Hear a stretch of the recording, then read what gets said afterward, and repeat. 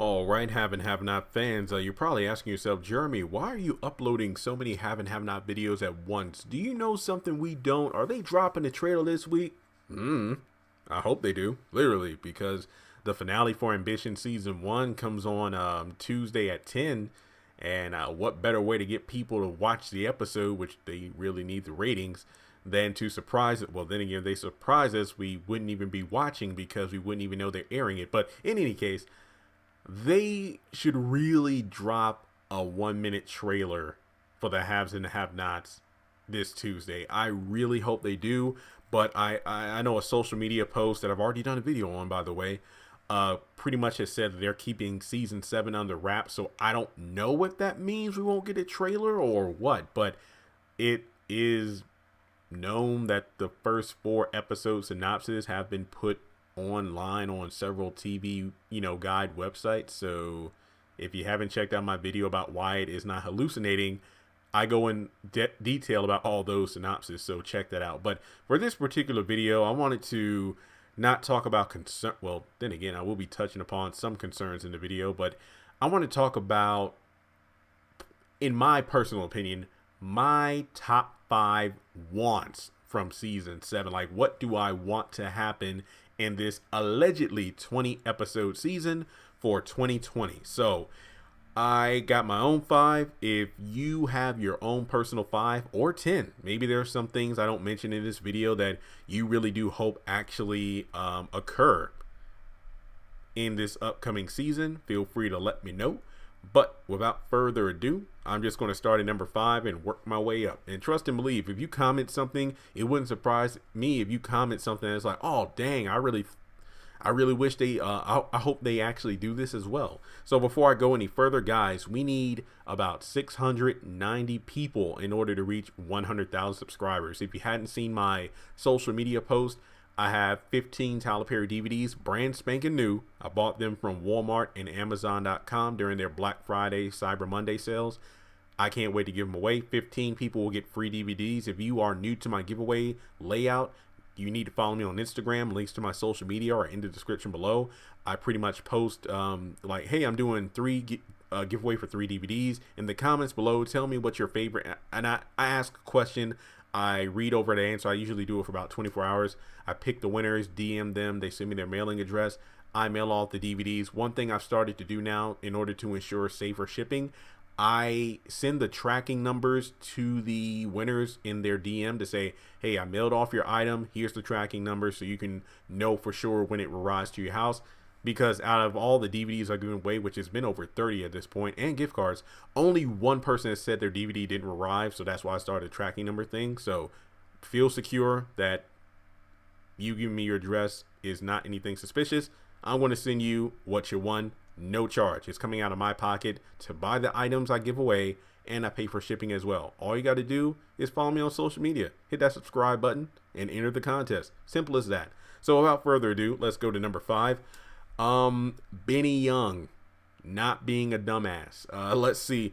Let's excuse the language, but my biggest hope is Benny don't get in no more stupid shit this season. That involves him sleeping around with just woman after woman, or getting involved with the Malones or any other gangsters again. Even though I think that Mitch might kind of hit up Benny for a favor, because he actually did save Benny from his own problem that he put himself in with the Malone family.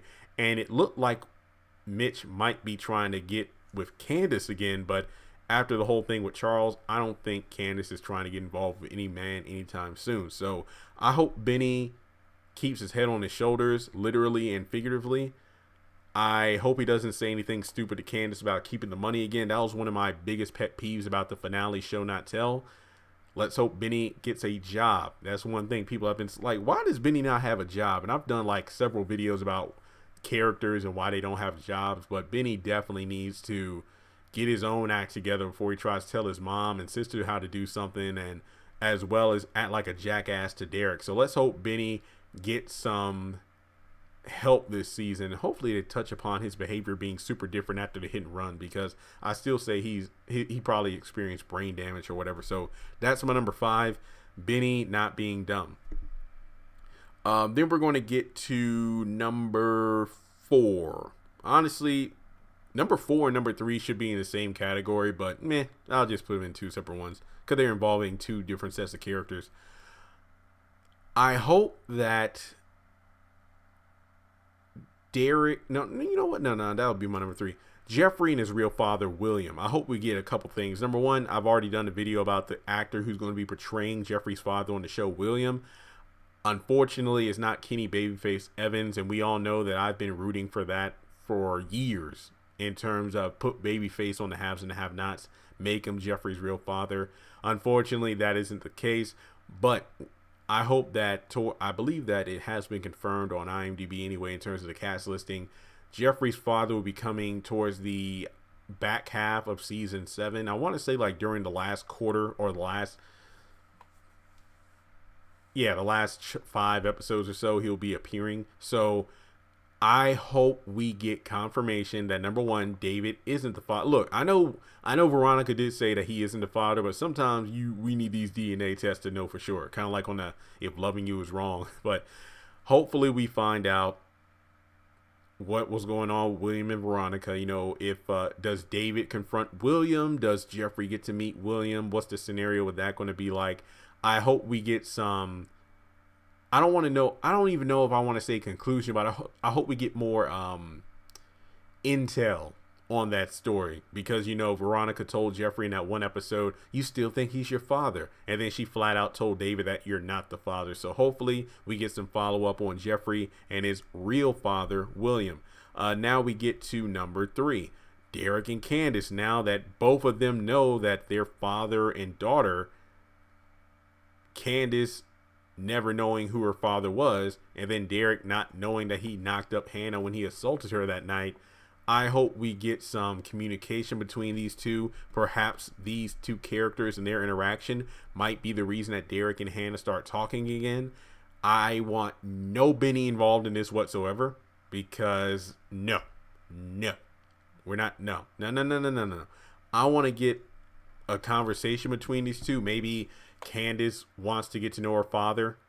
Maybe Derek tries to make the first move. I don't know for sure, but I think that these 2 characters should really interact before there's any other interaction between Hannah and Derek. The only interaction between Derek and Hannah I might see coming soon is if Derek goes over to Hannah's house to let her know what happened to the Criers. But other than that, I really hope we get some Candace Derek moments in this season in order to flesh out her character more. So I really hope we get some downtime between Derek and his daughter. Number 2. And this is something that I praised Ambitions and Greenleaf for. This is a big word for the haves and the have-nots. Consequences. And when I say consequences, I mean I want characters to face consequences for their action. And this has been something people have been talking about ever since season 1.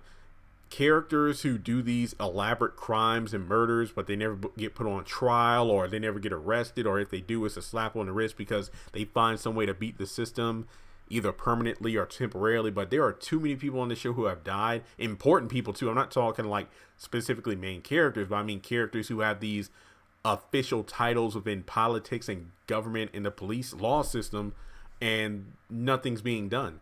But it looks like we might see Catherine behind bars for Jennifer Sallison's murder. Possibly. We don't know for sure. But Maggie Day's murder kind of went, under the rug. And I just hope that... and then Oscar being pushed out of the window by Candace. I think it goes without saying that we really do need to see consequences, because I'm the kind of person, and this is just me possibly because I'm an overthinker and being that I've watched the show since day 1, I don't really care about deaths and explosions and fights and everything. It doesn't matter to me if none of these characters are facing consequences. That's what I want to see. Like Greenleaf, Grace lied to the police. Oh, snap. Then she stepped down as head pastor.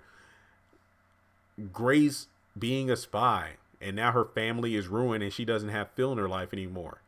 When it comes to ambition, Stephanie is like the Veronica, the cackling villain slash main character who has ambitions to get what she wants, isn't above sleeping with or stepping on people or throwing people under the bus to get what she wants. But then there are moments where she gets her she has to find a way out of it. But with the haves and the have-nots, you have characters like Veronica Candace, and so many others who seem like they can get away. Well, the phrase "they can get away with murder" is redundant because they already do in this show. So I hope when characters do something, the consequences happen. And I don't believe we ever had anybody on trial for Quincy Maxwell's murder yet. So I don't know. So that's my number 2, consequences. And finally, number 1, and this is the main one for me. Meaningful death. What I mean by this is season 7 has been labeled the deadliest season of the haves and have-nots. That is a very bold statement to make. Last season was labeled, season 6, the most emotional season of the haves and the have-nots. I beg to differ. There were some pretty good emotional moments, but season 6 wasn't the episode where Candace and Hannah have a conversation and they begin to understand and forgive each other. That was the episode 15 minutes, I believe. That was one of the most, if not arguably the most emotional episode of the entire series, but that was in season 5, not season 6. So when you say the deadliest season, what I mean by that is I want to see characters die, and I don't want to mean like, oh, a bunch of nameless thugs die, like, oh, like 30 Malone family members die, or a bunch of members of Secret Service and the FBI and all of them die, or just a group of thugs, they end up like all those thugs Veronica has gathered, all of them die. No. I want a main character death. That's probably not going to happen though, but I mean a character who is like a main staple of the show. Like Amanda, when she died, that was a big thing. But for you to say this is the deadliest season, it better be the deadliest season. And I'm not a fan of gore, but I better see some deaths. That's all I'm saying. So with that being said, folks, a quick recap. My number 5 was Benny not being stupid. My number 4 being the Jeffrey and his real father, William. Let's see that storyline continue. Number 3 being Derek and Candace, you know, their father-daughter dynamic. Let's see if they're actually going to have scenes together and communicate. Number 2, consequences actually being put into effect. And number 1, meaningful death. So with that being said, I've already done my social media and subscribe plugs at the beginning of the video. You know the drill on how to do that.